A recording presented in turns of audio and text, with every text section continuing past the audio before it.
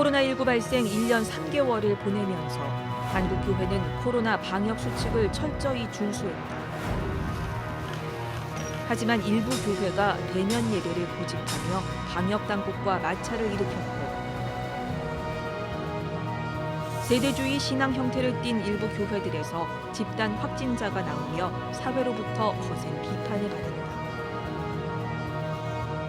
성암교회 조주희 목사는 한국교회가 이제는 코로나 상황 속에서 지역사회, 이웃의 개념을 다시 성찰하면서 공교회성을 회복해야 한다고 강조했다. 목사님 안녕하세요. 안녕하세요. 네. 반갑습니다. 코로나19가 발생한 지 네. 벌써 만 1년 3개월 넘어서고 있는데요. 네네. 좀처럼 나아지지 않고 있습니다. 이런 상황 속에서 교회는 지난 1년 동안 어떤 모습이었다고 보셨는지 좀 말씀을 해주십시오.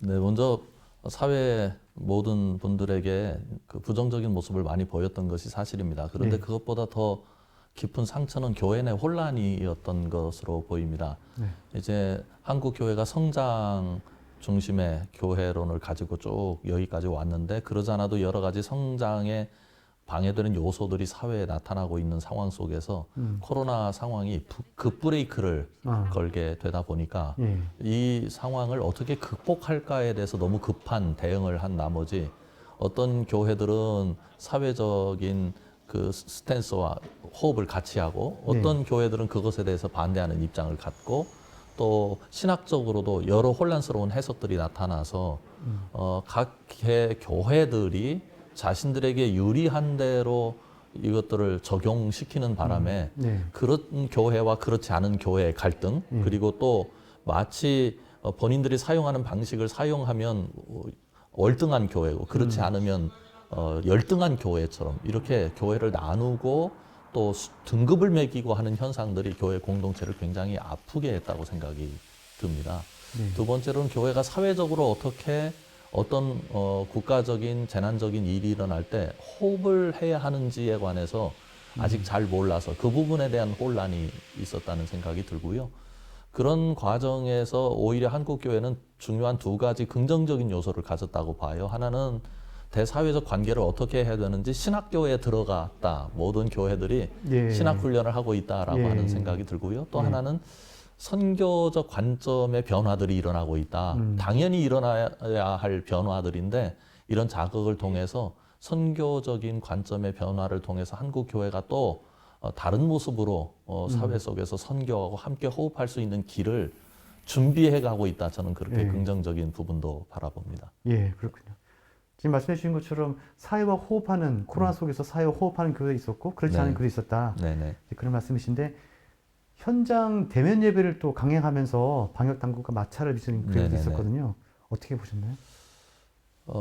저는 그 교회를 나쁘다라고 생각하는 것은 좀 반대합니다. 왜냐하면 사실은 그런 교회들의 신학적인 견해가 중요했다고 봐요.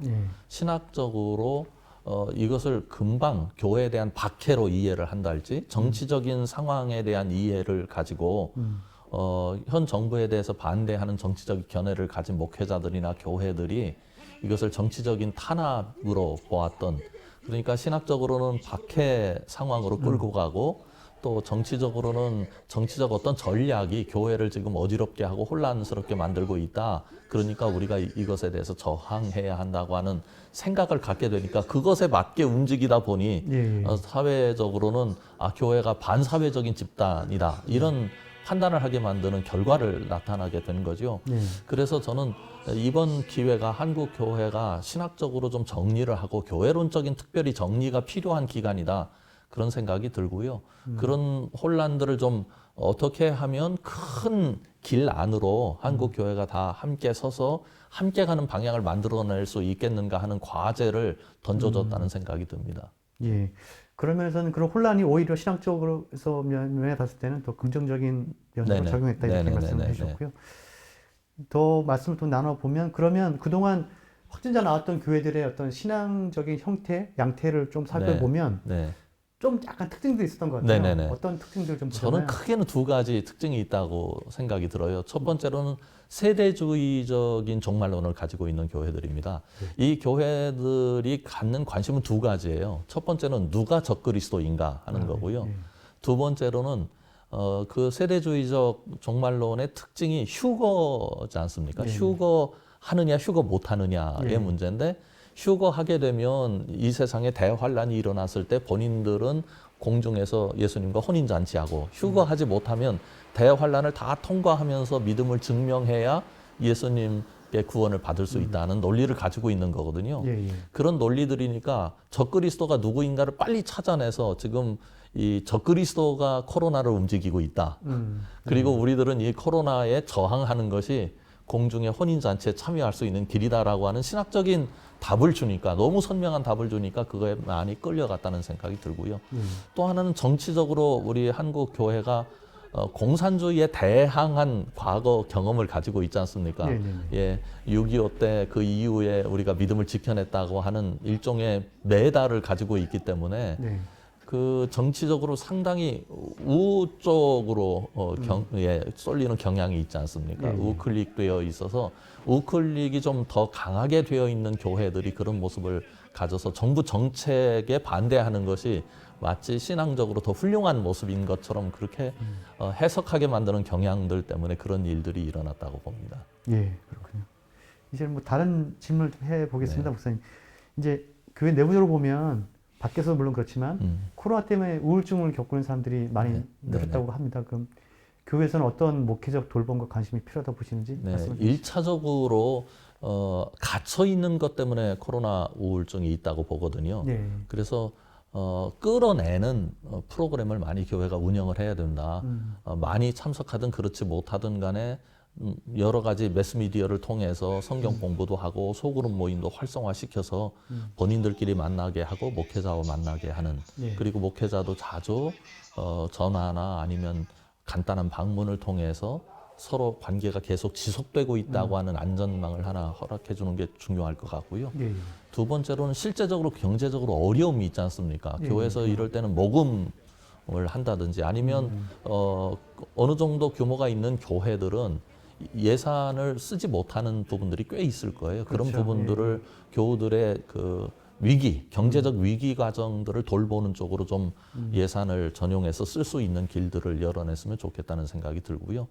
또 하나는 이게 임시적인 현상 아니겠습니까? 예, 또 예. 특별한 현상이고 예. 그래서 이 현상에 대해서 자기 해석 능력을 갖춰주는 게 중요하다고 생각을 예, 합니다. 예, 예. 그래서 저희도 지금 계획을 하나 하고 있는데 정신과 전문의들이라든지 아니면 심리학을 공부하신 분들이 이런 현상들이 왜 일어나는 거고 우리는 이 현상에 대해서 어떻게 대응해야 되는지에 관해서 자기 해석 능력을 가질 수 있도록 무장시켜 주는 게 굉장히 중요하다고 봅니다. 예, 알겠습니다.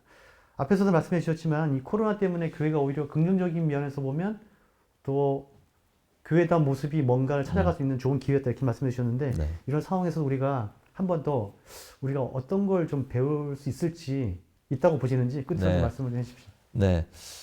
우선 기존에 가지고 있던 굉장히 중요한 교회 유산들이 있거든요. 공동체랄지, 그 다음에 교회 건물이랄지, 서로 만남이랄지, 이런 것들에 대한 신학적인 재해석이 필요하다고 생각이 듭니다. 예. 이게 그냥 우연하게 그리고 자연스럽게 주어지는 게 아니라 우리가 소중하게 다뤄야 할 하나님께서 우리에게 한국 교회에게 주신 굉장히 중요한 유산이다. 예. 이 유산들을 어떻게 앞으로 관리해 갈 건가.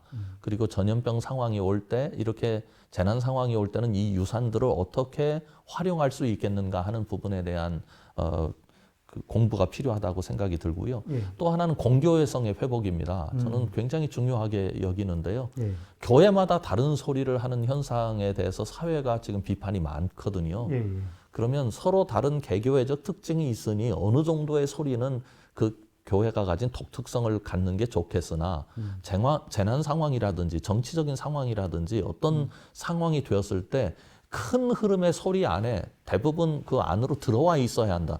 특별한 건 모르겠지만 그런 생각을 하고요. 그런 흐름들을 어떻게 앞으로 만들어 가겠는가 하는 생각이 들고 두 가지만 더 말씀드리면 함께 살아가는 이웃에 대한 재발견이 필요하다고 생각이 들어요. 지역 사회에 대한 재발견인 거죠. 지역 사회가 선교적 대상뿐만 아니라 우리가 함께 공유해야 하는 이웃이라고 하는 사랑도 공유해야 되고 자원도 공유해야 되고 재난도 공유해야 하는 이웃이라고 하는 관점에서 지역 사회를 바라보는 게 굉장히 중요할 것 같고요. 앞으로 선교적 상황이 굉장히 달라질 거라고 봅니다. 저는 한국 교회가 코로나 상황을 통해서 이걸 배웠다고 생각이 들어요. 일반 사회와 교회 접촉면이 자꾸만 줄어들고 있거든요. 그래서 접촉면의 확대를 어떻게 할 건가, 그런 부분에서는 여러 가지 노하우들을 개발하고 있고 또 개발되어야 할 과제로 보고요. 그런 모습들로 한국 교회가 다시 새롭게 우리 자신을 세워낼 수 있다면 코로나 상황이 우리에게 결코 부정적인 작용만 하는 것은 아니다. 저는 그렇게 전망하고 있습니다. 네, 그렇군요. 예, 코로나 상황 속에서 한국 교회가 잘 지혜롭게 헤쳐나왔으면 좋겠다는 생각을 해봅니다. 목사님 오늘 말씀 고맙습니다. 감사합니다.